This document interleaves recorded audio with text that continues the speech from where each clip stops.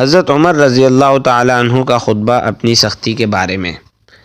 حضرت عمر رضی اللہ تعالی عنہ کو خلافت سنبھالنے کے بعد یہ اطلاع ملی کہ لوگ ان کی سختی سے خوف زدہ ہیں،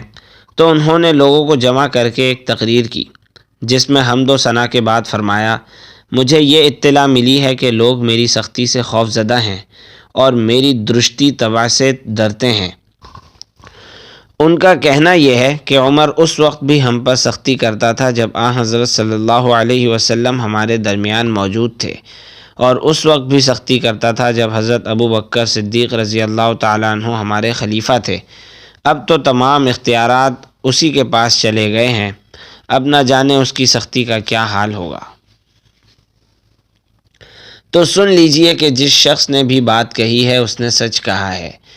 میں حضرت صلی اللہ علیہ وسلم کے ساتھ تھا تو آپ کا غلام اور خادم رہا، یہاں تک کہ آپ بحمد اللہ مجھ سے راضی ہو کر دنیا سے تشریف لے گئے، اور اس معاملے میں تمام لوگوں سے زیادہ خوش قسمت ہوں۔ پھر ابو بکر صدیق رضی اللہ تعالیٰ عنہ نے خلافت سنبھالی تو میں ان کا خادم اور مددگار رہا۔ میں اپنی سختی کو ان کی نرمی کے ساتھ ملائے رکھتا تھا اور اس وقت تک ننگی تلوار بنا رہتا تھا جب تک وہ مجھے نیام میں نہ کر دیں، یہاں تک کہ اللہ تعالیٰ نے انہیں بھی اس حال میں اٹھایا کہ بحمد اللہ وہ مجھ سے راضی تھے، اور میں اس معاملے میں تمام لوگوں سے زیادہ خوش قسمت ہوں۔ اب مجھے تمہارے معاملات سونپے گئے ہیں، یاد رکھو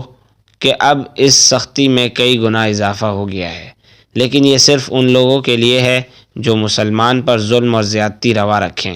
رہے وہ لوگ جو دیندار، راست رو اور سلیم الفکر ہیں، میں ان پر خود ان سے زیادہ نرم ہوں۔ ہاں البتہ جو شخص کسی پر ظلم کرنا چاہے اسے میں اس وقت تک نہیں چھوڑوں گا جب تک اس کا ایک رخسار زمین سے ملا کر اس کے دوسرے رخسار پر پاؤں نہ رکھ دوں اور وہ حق کا اعلان نہ کر دے۔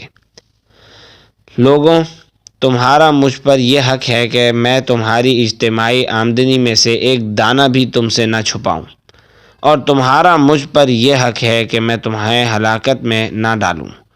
اور جب تم مسلمانوں کے کام کی وجہ سے گھر سے باہر ہو تو جب تک تم لوٹ نہ آؤ میں تمہارے بچوں کا باپ بنا رہوں گا۔ یہ کلمات کہہ کر میں اپنے اور تمہارے لیے اللہ سے مغفرت طلب کرتا ہوں۔